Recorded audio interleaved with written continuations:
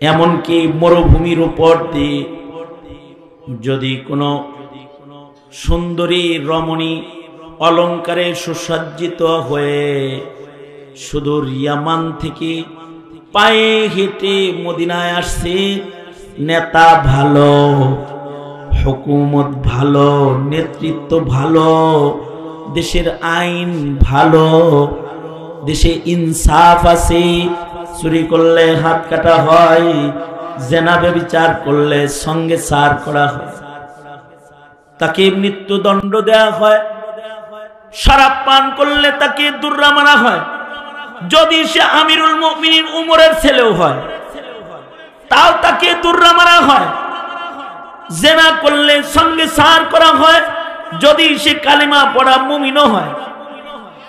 আইন ভালো, নেতা ভালো, জমিনের মানুষ কত ভালো যে হযরত ওমর যখন নেতা, সুদূর ইয়ামান থেকে একটা যুবতী নারী, সুন্দরী নারী, গহনা সজ্জিত অবস্থায় পায়ে হেঁটে একা একা ইয়ামান থেকে মরুভূমির উপর দিয়ে মদিনা পর্যন্ত পায়দল হেঁটে চলে এসেছে।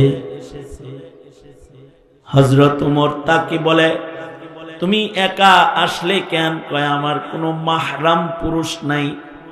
হযরত ওমর বললেন, তুমি জমিনের মানুষদেরকে কেমন পেয়েছ?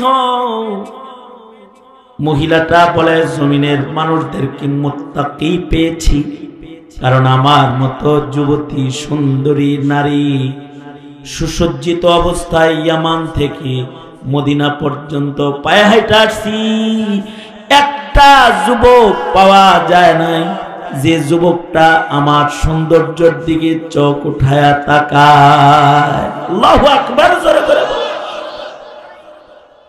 এই যে সুন্দর সমাজ, এটা দুষ্ট নেতৃত্ব দিয়া প্রতিষ্ঠা পায় না। যারা চেয়ার বুঝে, মানুষের অধিকার বুঝে না, মানুষের অধিকার বুঝে না, চেয়ার বুঝে, তাদের দ্বারা জমিনের শান্তি প্রতিষ্ঠা হয় না।